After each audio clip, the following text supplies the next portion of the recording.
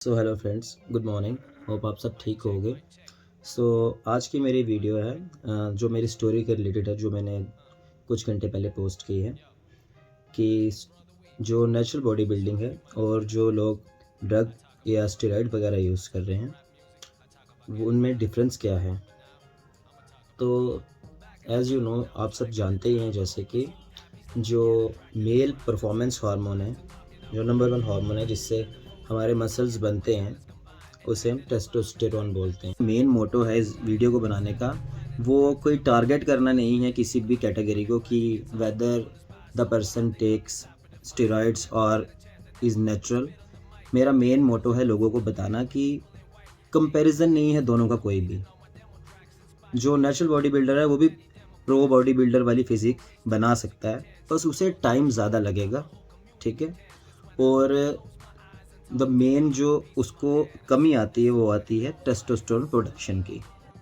तो हमारी बॉडी में जो पर डे टेस्टोस्टेरोन प्रोड्यूस होता है वो होता है 7 मिलीग्राम्स।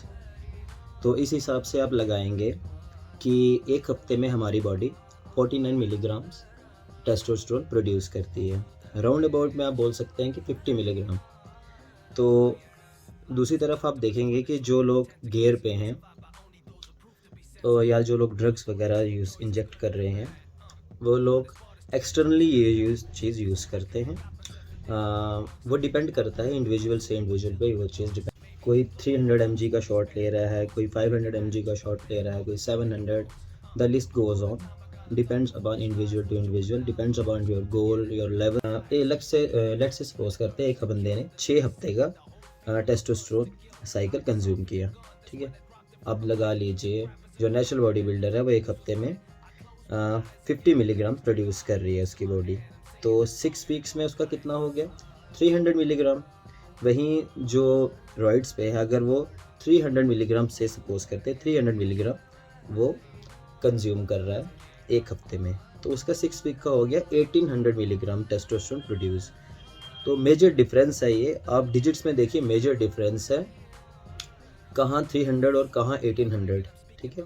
तो 6 गुना का फ़र्क आ रहा है, बिकॉज जिस लेवल पे रॉइड्स वाला 6 वीक्स में पहुंचा है उसी लेवल पे नेचुरल बॉडी बिल्डर को पहुंचने में नियर अबाउट 36 वीक्स लगेंगे, क्योंकि 1800 मिलीग्राम उसने कंज्यूम किया है और नेचुरल बॉडी बिल्डर को उतना कंज्यूम करने में टाइम लगेगा। एक हफ्ते में वो 50 मिलीग्राम कंज्यूम कर रहा है।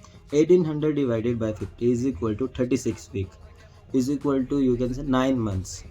तो जो नेचुरल बॉडी बिल्डर है उसे 1800 मिलीग्राम कंज्यूम करने में 9 मंथ्स लगेंगे, 9 मंथ्स।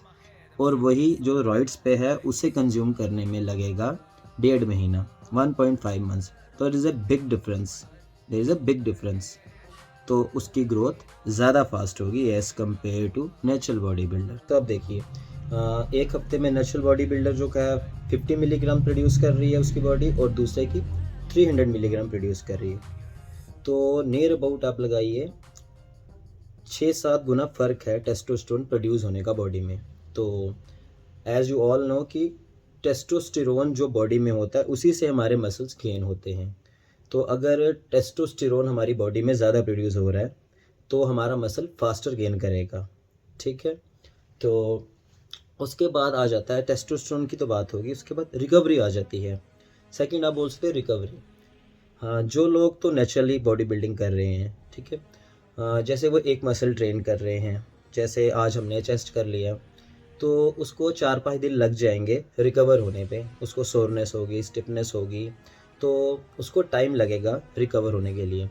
वहीं दूसरी तरफ अगर आप देखेंगे कि जो ड्रग्स पे है या स्टेरॉइड यूज़ कर रहा है उसकी रिकवरी फास्ट होगी, बिकॉज उसके पास एक स्टीरॉयड ऑप्शन है, ठीक है। उसकी बॉडी ज़्यादा वो चीज़ प्रोड्यूस कर रही है तो उसकी मसल रिकवरी फास्ट होगी। तो थर्ड फैक्टर इसमें आता है फ्रीक्वेंसी। आप कितनी बार किसी मसल को ट्रेन कर सकते हो। Natural body builder once a week, अगर आप बहुत ही ज़्यादा जेनेटिकल गिफ्टेड हो तो 2 बार आप कर सकते हो। वहीं आप रॉइड्स वाले को देखोगे तो 3 to 4 टाइम्स वो ट्रेन कर सकता है, बिकॉज वो एक दिन में रिकवर हो जाएगा, बिकॉज उसका टेस्टोस्टेरोन लेवल बहुत हाई होगा, ठीक है। उसके बाद टाइम ड्यूरेशन की बात करें, वर्कआउट लेवल की टाइम ड्यूरेशन की, तो नेचुरल बॉडी बिल्डर 1 से 2 घंटे के बाद वो कैटाबॉलिक स्टेज में चले जाएगा, उसका मसल लॉस शुरू हो जाएगा।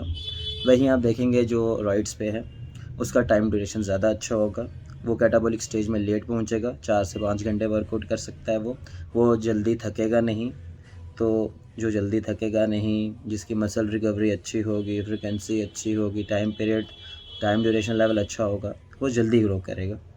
उसके बाद आ जाता है डाइट। जो डाइट है, चाहे वो नेचुरल बॉडी बिल्डर हो, चाहे वो जो राइड्स पे है वो बॉडी बिल्डर हो, डाइट दोनों का सेम रहता है, डाइट में कोई इश्यूज़ नहीं है।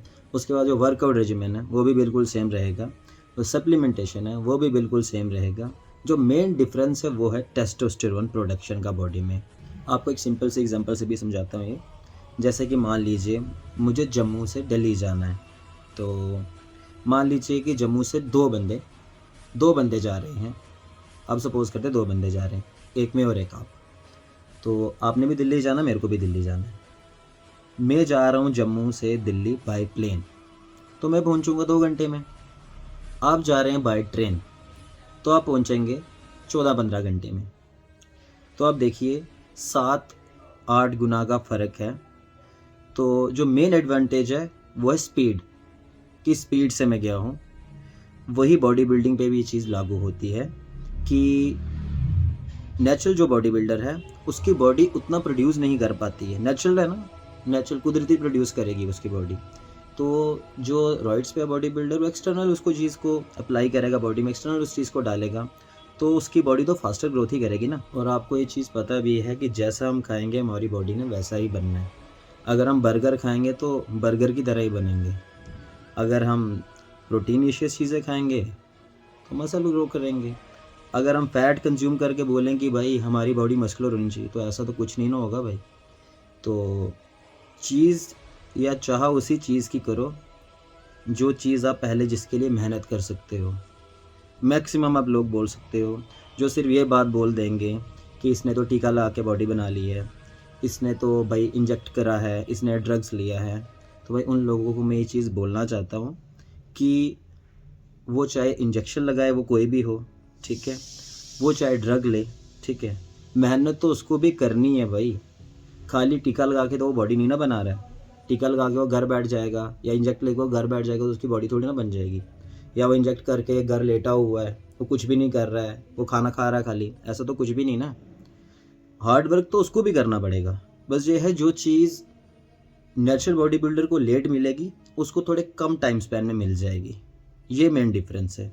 और अगर कोई बंदा फॉलो कर रहा है कि जो स्टेरॉइड्स यूज़ कर रहा है वो वाला प्लान वो फॉलो कर रहा है वर्कआउट का, तो उससे कोई फ़र्क नहीं पड़ने वाला है उसकी ग्रोथ में, because he is on another level.